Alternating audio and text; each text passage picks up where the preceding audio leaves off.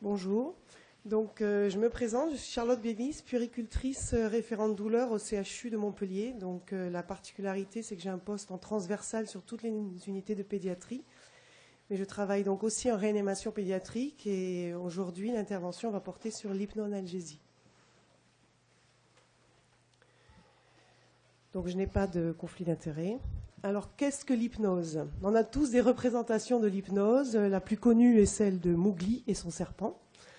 Mais il y a aussi des films, des parfums et les savants fous qui nous hypnotisent et nous font faire n'importe quoi. Mais l'hypnose, bien sûr, celle dont on va parler aujourd'hui, c'est bien plus que ça et ce n'est surtout pas du tout ça. Alors, je vais essentiellement centrer mon propos sur l'hypnose ericksonienne qui nous vient de Milton Erickson, un Américain. Donc, évidemment, l'hypnose ne se réduit pas à l'hypnose ericksonienne, mais on n'a pas le temps de développer tout l'historique de l'hypnose dans le monde. Donc c'est un processus naturel que tout le monde connaît, qui est spontané ou induit, et qui modifie les rapports du patient à l'environnement, les personnes présentes et son monde mental et physique. Concrètement, on a tous, plus ou moins, dans notre vie, vécu des étapes d'hypnose. Le plus connu, celui dont on parle le plus, c'est quand vous rentrez chez vous le soir et que vous ne savez plus par quelle route vous êtes passé, comment vous avez fait pour arriver là. Ou plutôt un matin, vous partez pour aller à la boulangerie et vous vous retrouvez à l'école. Et pourtant, vous y êtes arrivé sans accident, sans écraser personne, et tout ça en sécurité, mais sans être là. C'est un peu ça l'hypnose aussi. Quand on parle d'hypnose, on parle de la bascule de la réalité vers l'imaginaire. La séance classique qu'on pourrait penser en hypnose, si on fait un petit peu des recherches, on parlerait de faire d'abord un entretien avec le patient pour trouver ses centres d'intérêt, ensuite faire une induction pour partir dans la transe hypnotique qu'on appellerait la dissociation, à travers laquelle on va pouvoir accompagner le patient par des suggestions directes ou indirectes. C'est aller chercher chez le patient les ressources qui vont lui permettre de vivre ce qu'il est en train de vivre différemment. Et puis ensuite, évidemment, on ramène le patient à son état de conscience normal. Mais ça, c'est une séance classique qu'on pourrait faire, j'allais dire, dans le calme d'un cabinet, tranquillement installé, hors période de stress qu'on peut trouver en réanimation, par exemple. En réanimation, je vais plutôt concentrer mon propos sur l'hypnose conversationnelle et la possibilité, à travers un soin douloureux, de vivre les choses différemment. Et donc, c'est comme si on prenait un escalier et qu'on allait un petit peu s'évader, se sortir de cet instant présent pour aller vivre autre chose. Et pour ça, il faut être deux. Il faut le patient, bien sûr, donc l'enfant, qui est avec vous, et vous, 100% là avec l'enfant. C'est une relation, et l'hypnose ne peut pas se faire sans cette relation. Elle va permettre de diminuer l'anxiété de l'enfant et de casser le cercle vicieux qu'on connaît tous, hein, anxiété, peur, tension, douleur, peur, quelle est la poule, quel est l'œuf, on ne sait pas trop, mais il faut agir sur les deux en même temps et l'hypnose permet cela. Donc il y a des bases neurophysiologiques à l'hypnose, je ne vais pas les détailler ici, je ne suis pas neurologue, mais sachez qu'en tout cas l'action se fait au niveau cérébral. Concrètement, pourquoi on parle d'hypnose dans la douleur? Donc on parle d'hypnoanalgésie, parce que la douleur, vous savez tous qu'elle a plusieurs composantes, et l'hypnose agit sur chacune de ces composantes. Au niveau de la composante émotionnelle, elle permet d'arriver à contrôler, peut-être faire émerger des émotions positives, alors qu'on est plutôt dans du négatif, dans du stress.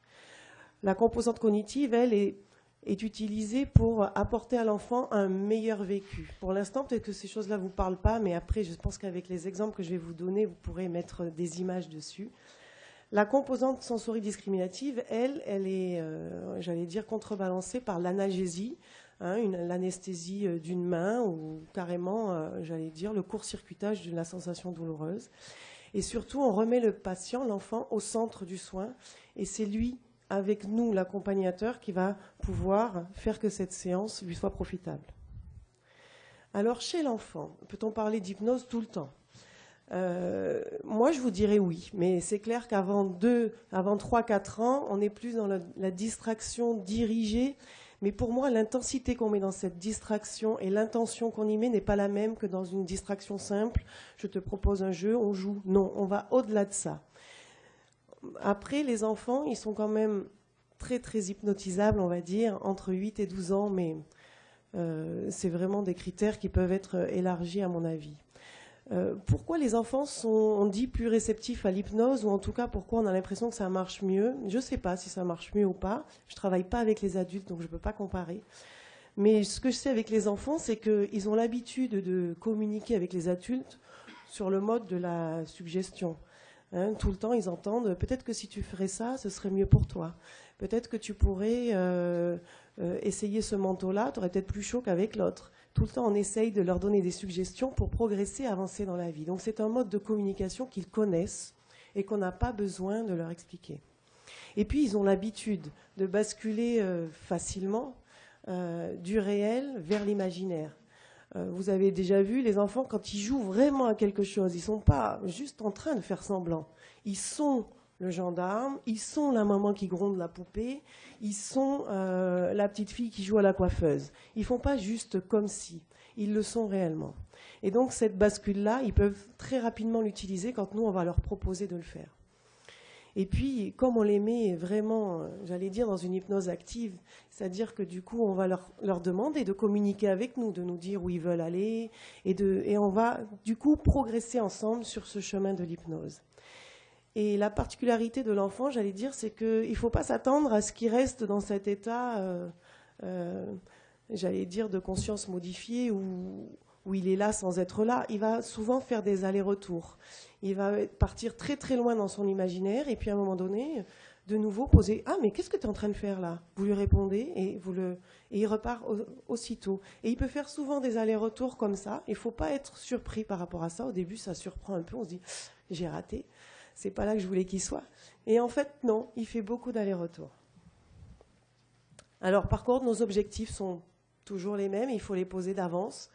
C'est de diminuer ou annuler le vécu douloureux, mais annuler, c'est pas si fréquent. Modifier positivement, en tout cas, le vécu du soin, dans cette idée que l'hypnose, elle va avoir un rôle fondamental sur la mémorisation de la douleur et sur la diminution de l'anticipation négative. Parce que ce qui est difficile en pédiatrie, il me semble, c'est cette angoisse qui monte au fur et à mesure des jours d'hospitalisation, cette difficulté à supporter de plus en plus les soins, et finalement on se rend compte qu'au bout de quelques jours, le moindre petit soin devient source d'angoisse et de refus de soins.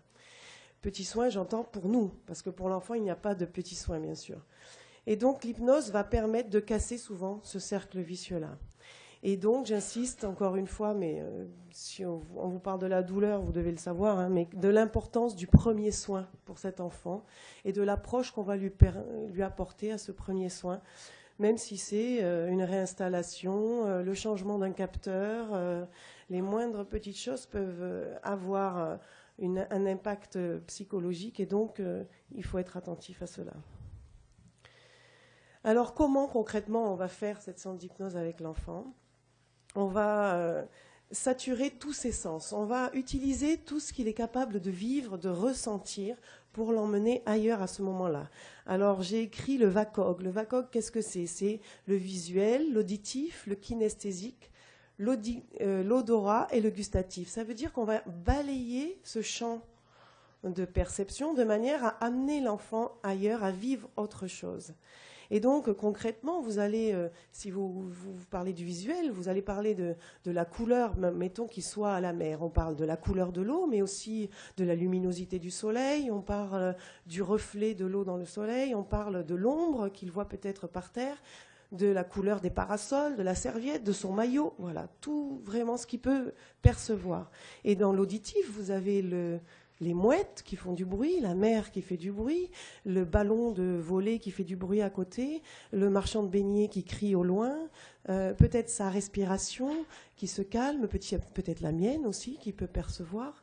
Voilà, on va l'emmener petit à petit à vraiment super concentrer sur ses sens. Et puis kinesthésique, c'est tout ce qui peut toucher, mais aussi la surface autour de lui, le sable, est-ce qu'il s'enfonce, est-ce qu'il est dur, est-ce qu'il est mou, est-ce qu'il est chaud, est-ce qu'il est froid. L'odorat, hein, donc là vous avez l'iode, vous avez aussi les odeurs de beignet qui flottent pas loin, vous avez la crème solaire que maman lui a mis. Voilà, on va le ramener dans tout ça, et le gustatif, c'est peut-être peut-être qu'il a plongé tout, et qu'il a senti que ça picotait, que c'est très salé, j'irais bien boire un petit rafraîchissement. Donc l'idée, c'est ça, c'est de le saturer dans tous ses sens. Et c'est ça qui va nous permettre de, j'allais dire, pouvoir construire notre histoire avec lui. Et pour cela, il faut se rapprocher de ce que l'enfant aime le plus. Parce que si vous lui parlez de quelque chose qui ne lui parle pas du tout, évidemment, c'est beaucoup plus compliqué. Et du coup, il nous faut faire cet entretien d'anamnèse. Mais on n'a parfois pas beaucoup de temps. Quand c'est juste avant un soin, eh ben, très rapidement, en 2-3 mots, vous voyez, je ne sais pas, son doudou préféré à côté de lui, son activité favorite, il vous répondre facilement, une couleur qu'il aime bien, un animal. Voilà, vous allez chercher des petites choses. Et des fois, il ne va rien vous dire. Donc, il va falloir regarder. Qu'est-ce que c'est sa thé d'oreiller? Ah, maman, elle a amené une couverture avec Dora. Voilà. Des fois, quand ils sont très anxieux, ils ne vont pas vous le dire, mais vous allez aller le chercher. Et puis, c'est une relation duelle, l'hypnose. On est l'accompagnateur avec l'enfant, mais l'enfant, il est avec ses parents souvent. Et donc, parfois, ce duo se transforme en trio, et on peut inclure l'un des parents, ou parfois le soignant qui est là et qui fait le soin, de permettre à créer du lien aussi. Mais la personne qui, j'allais dire, commande, ou c'est pas commande, mais qui gère un petit peu cette relation, c'est l'accompagnateur en hypnose, de manière à rester quand même dans un même chemin. Et donc, on va focaliser l'attention de cet enfant qui est déjà, lui, en état de stress, et donc en état de... J'aime pas dire ça, mais parfois vous pouvez entendre cet état d'hypnose négative. Il est déjà en état d'hyperfixation. On va juste la déplacer sur quelque chose de positif pour lui.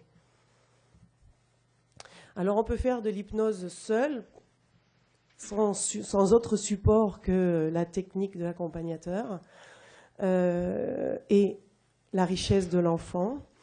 Mais on peut aussi la faire avec le méopa, et pour le faire souvent au début avec le méopa, maintenant j'ai un peu pris d'assurance et du coup j'arrive à le faire sans méopa, mais au début je trouvais que le méopa m'aidait pas mal, parce qu'en pédiatrie on utilise beaucoup le méopa, et je trouve que ça, en tout cas pour les enfants, c'est vraiment une efficacité très importante, parce que vous savez que le méopa leur permet quand même de se dissocier un petit peu, et donc j'allais dire c'est un TGV quoi, et hop, c'est un grand boulevard qui s'ouvre devant nous.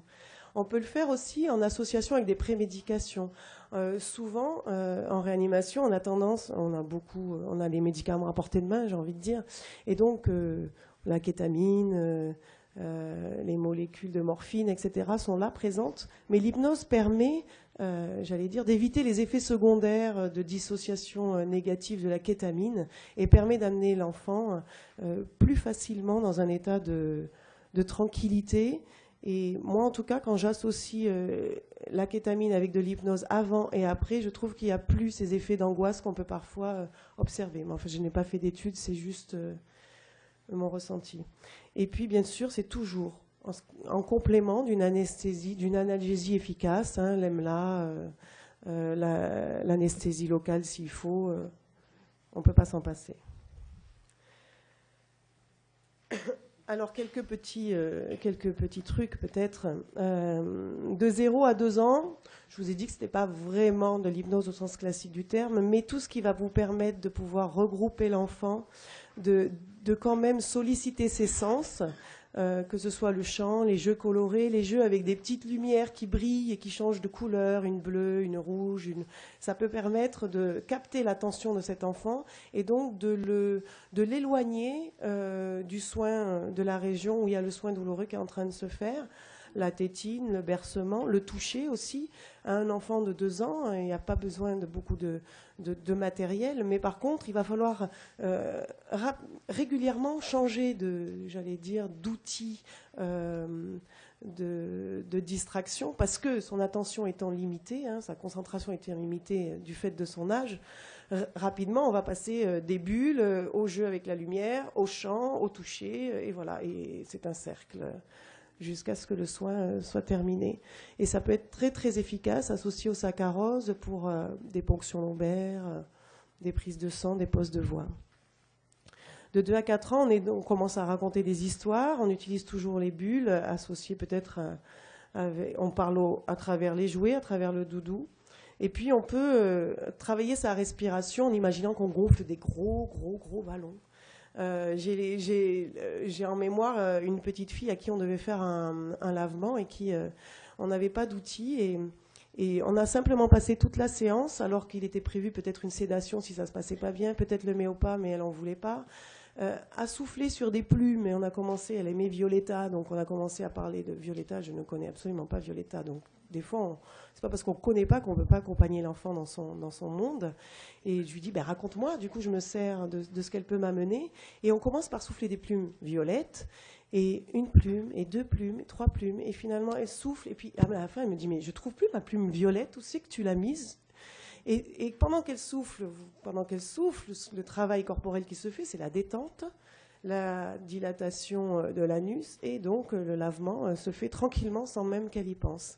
Et ça a duré quand même une demi-heure, c'est assez long. Hein. Mais voilà, entre les plumes et les ballons, on a réussi à passer un bon moment très agréable. Enfin, très agréable, non, on va quand même pas... Mais on va dire, avec quand même un bon souvenir pour elle. Elle est partie de là sans pleurer et en disant qu'elle était d'accord pour recommencer. Donc c'est un gage. Voilà, après, il ne faut pas avoir peur de se lâcher, de dire n'importe quoi. Souvent, dans les histoires, les enfants, ils vous amènent, par exemple, Mario, mais vous ne connaissez pas, vous êtes plutôt Lucky Luke, et bien c'est pas grave, Mario rencontre Lucky Luke, et puis ils vont voir Jack Sparrow, et puis ils font une bataille avec Spider-Man, et puis il y a Superman qui arrive, et puis... Et voilà, et on part, et on suit l'enfant, il vous dit, mais non, mais tu racontes n'importe quoi. Mais c'est pas grave, parce que si vous racontez n'importe quoi, c'est qu'il vous écoute. Donc il est avec vous. Pour les plus grands, on peut partir sur des endroits favoris, des activités, et puis carrément aller plus dans l'imaginaire, dans quelque chose d'un peu plus, j'allais dire, abstrait pour eux. L'humour décalé marche toujours très très bien pour les grands pour les adolescents. J'ai mis ces quelques images pour me faire penser à vous parler. J'avais notamment une expérience d'un enfant de 14 ans qui voulait, pendant un soin d'abcès avec une lame sur la marge anale, donc faire un concours de trottinette, dont je ne maîtrise pas non plus la technique du concours de trottinette en sport extrême.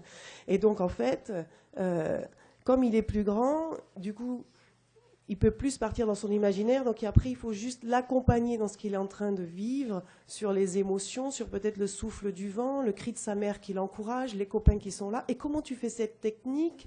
Et pourquoi tu fais comme ça? Et est-ce que tu y es arrivé? Est-ce que tu t'es pas fait mal? Est-ce que voilà? Et peut-être qu'à un moment donné, il tombe sur les fesses, pile au moment où on mobilise, et ben c'est pas grave, il se relève parce qu'il a le concours à terminer et on y va. Et l'idée, c'est aussi ça, c'est aussi que l'histoire qu'on est en train de raconter se colle aux soins qu'il est en train de faire. Donc il faut aussi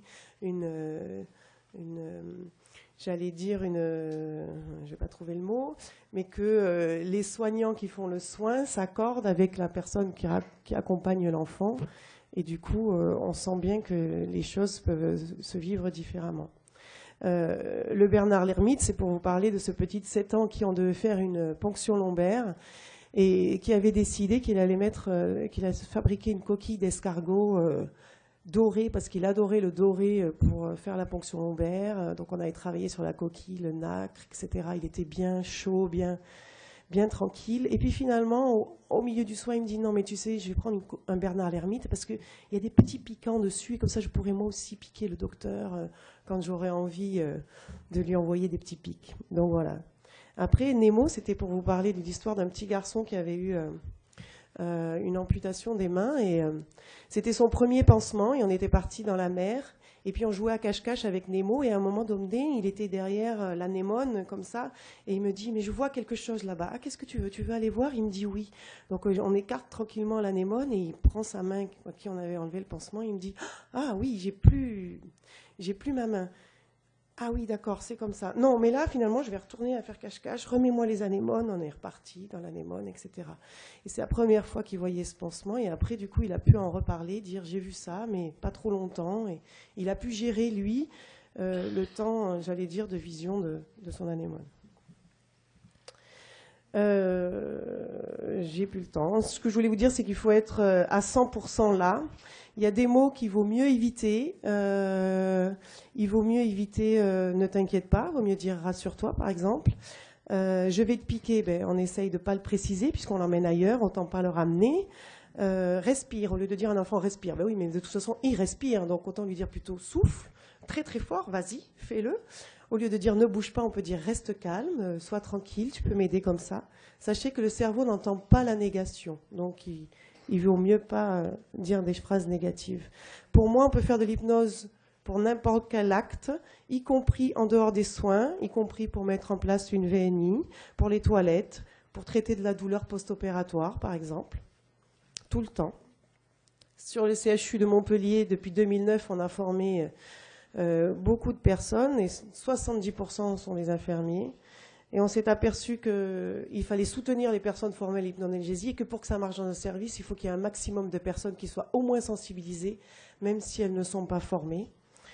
En réanimation actuellement, donc elles commencent à être formées et de plus en plus, ce qu'elles remarquent, c'est un changement de la communication avec l'enfant, mais surtout s'autoriser à prendre soin différemment de l'enfant, s'autoriser à prendre du temps, et la formation valide et légitime cette façon de faire différente. Mais effectivement, après, on peut penser à décorer les chambres, peindre les murs, peindre les plafonds pour, j'allais dire, se donner des portes vers l'imaginaire. En conclusion, l'hypnose, je pense qu'elle est pour tous. Il faut y croire, oser, garder le lien, ne jamais lâcher l'enfant, même si parfois ça ne se passe pas aussi bien qu'on veut. On est toujours là pour lui, se faire confiance, s'aider de ce que l'enfant vous amène, ainsi que sa famille. Et voilà, je remercie les enfants, l'équipe de Réa et la SRLF. Merci de votre attention.